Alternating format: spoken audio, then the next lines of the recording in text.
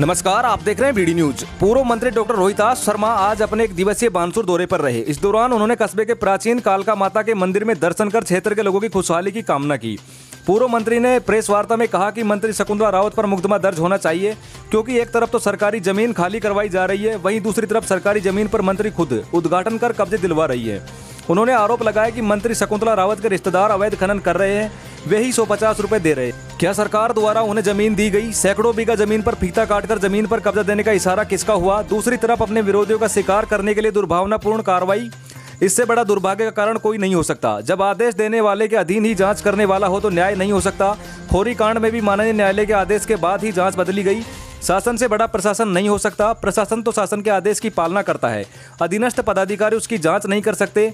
यदि अधीनस्थ कर्मचारी जांच करेंगे तो जांच प्रभावित होगी। बानसूर में जो कुछ भी चल रहा है वह राजनीति से प्रेरित है। बानसूर में इन दिनों जो घटनाक्रम चल रहे हैं वो राजनीति से प्रेरित है, टोटल राजनीति से प्रेरित है। झूठे लोगों जो झूठे मुकदमों में अच्छे लोगों को फंसाया जा रहा है, इलीगल फंसाया जा रहा है। लाखा का नांगल प्रकरण आपके सामने है।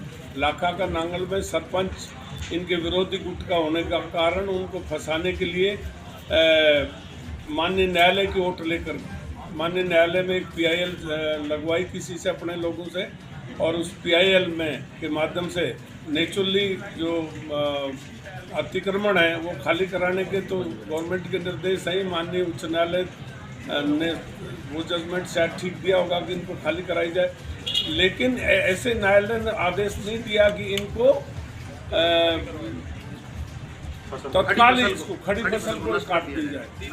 हाँ, और प्रशासन ने इनके दबाव में आके और गुंडागर्दी की, वहाँ गांव में गए और लोगों को उकसाया और उनको छेड़खानी करी उन लोगों से।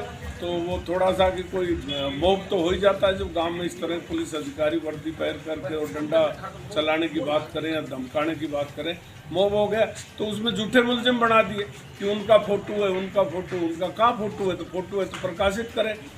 कहीं पत्थर फेंक रहे हो, कोई फोटो हो तो प्रकाशित करें, पर इनके पास कुछ है नहीं।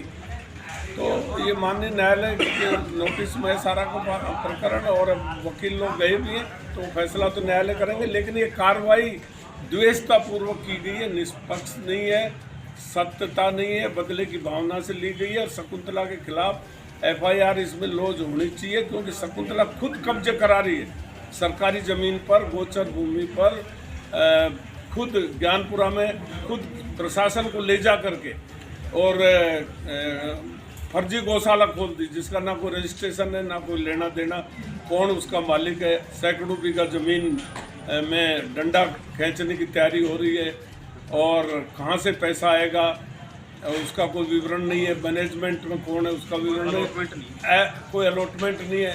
अवैध खनन करने वाले वहाँ जरूर मेरे सुनने में आया है कि इनके कोई रिश्तेदार हैं जो अवैध खनन कर रहे हैं, और उनसे कह रहे हैं कि 150 रुपया तुम इसको इस गौशाला के लिए दो।